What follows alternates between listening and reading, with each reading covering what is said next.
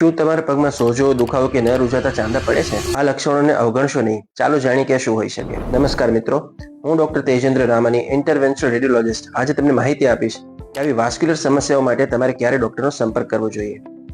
આપણા શરીરમાં blood circulation માટે બે પ્રકારની નસો હોય છે. એક આર્ટરીઝ, જેને ધમની કહેવાય, જે હૃદયથી પગ તરફ લોહી પહોંચાડે, અને બીજી વેન્સ, જેને શીરા કહેવાય, જે પગથી હૃદય તરફ લોહીને લઈ જાય છે. આ બંનેમાંથી કોઈ પણ નસને અસર થાય તો લોહીની અવર જવરમાં તકલીફ કરી શકે છે. ત્યારે મુખ્ય ચેતવણીના ચિહ્નો પર ધ્યાન આપશો.